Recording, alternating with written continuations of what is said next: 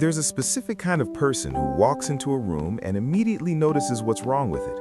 Not the cracks in the wall or the dust on the shelves, but the excess. The extra chair no one sits in, the stack of magazines from 3 years ago, the decorative objects that don't quite mean anything. They notice all of it, and something in them wants it gone.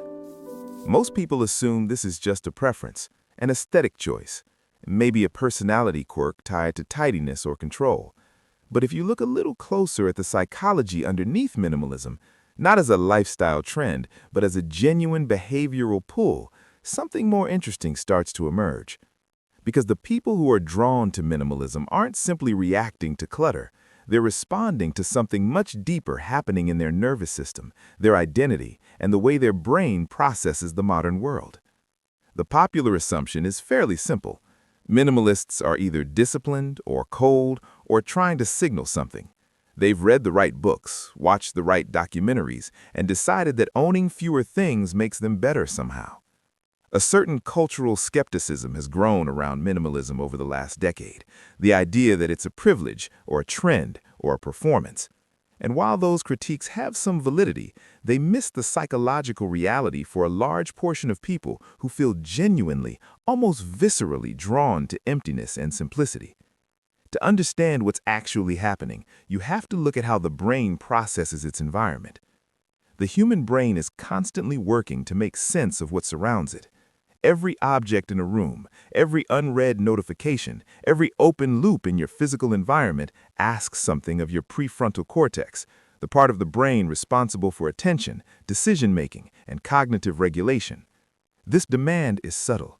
You don't feel it the way you feel hunger, but it accumulates. Researchers studying cognitive load have found that visual complexity, even in the background of a room, draws on attentional resources in a way that can increase stress hormones and reduce a person's capacity for focus and emotional regulation over time. For most people, this effect is moderate. For others, the sensitivity is significantly higher. And this is where individual neurology starts to explain something that personality alone cannot. People who are drawn to minimalism often have nervous systems that respond more intensely to environmental stimulation, not in a pathological sense, but in a way that means the quiet of an uncluttered room isn't just aesthetically pleasing, it's genuinely restorative. The reduction of visual and sensory input allows their brain to return to a baseline state that feels like relief. This doesn't make them fragile, it simply suggests a different threshold for what the environment asks of them. But there's another layer beneath the sensory one, and it has to do with the reward system. Dopamine is typically associated with acquisition, getting things, achieving things, collecting things. The brain releases it in anticipation of a reward, which is one reason consumerism works so effectively as a psychological loop. You anticipate a purchase, you make it, you feel a brief spike, and then the baseline returns, requiring another cycle. Most people are fairly familiar with this pattern, even if they've never named it. What's less commonly discussed is that the minimalist brain appears to have recalibrated where it finds that reward signal.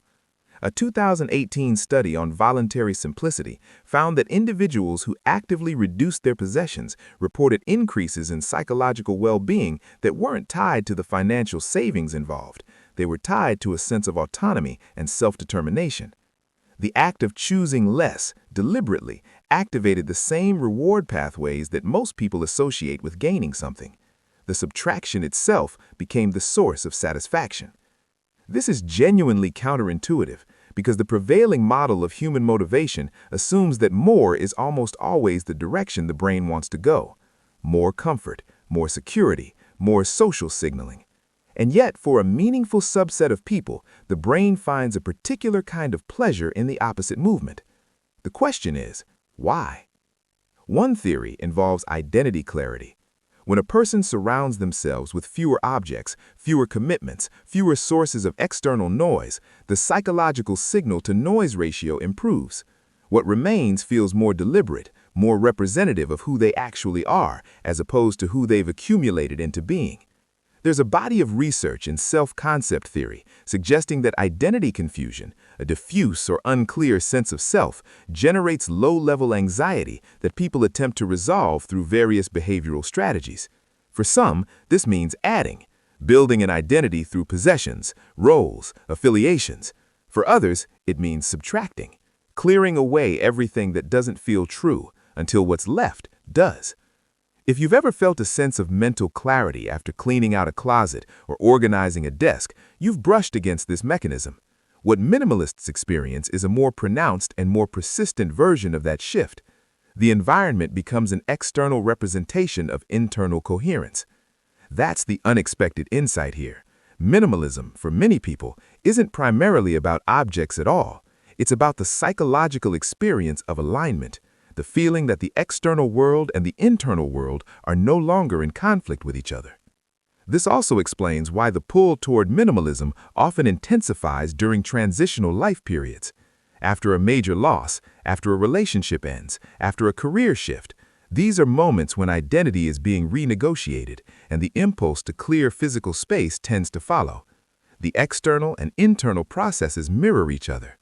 Neurologically, this makes sense. The brain is trying to reduce cognitive load during a period of already high processing demand. Clearing the environment is a way of making room for the reconstruction happening underneath. There's also a social dimension that rarely gets discussed honestly.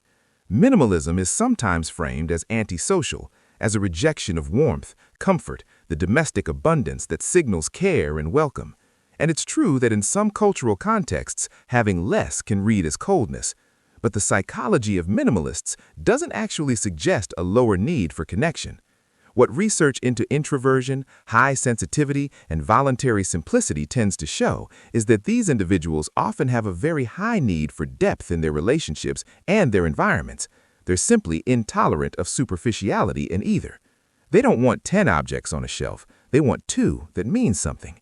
This doesn't make them better at choosing meaning than anyone else. It simply means the mechanism through which they pursue it tends to work differently. And this brings us to what minimalism actually reveals about human nature more broadly.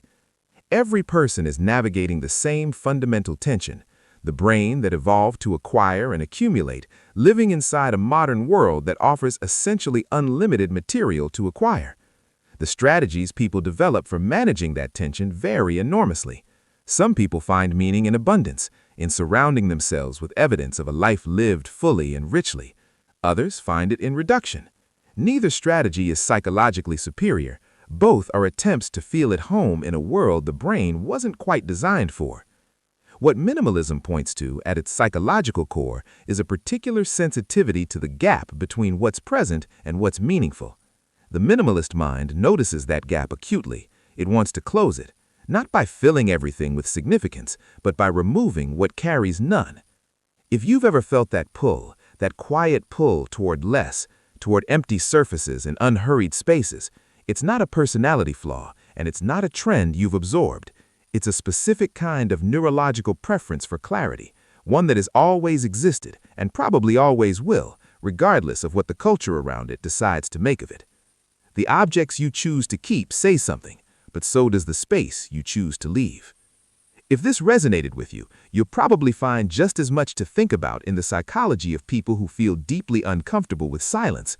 It explores a connected but opposite pattern, and the contrast between the two reveals something genuinely surprising about how identity forms.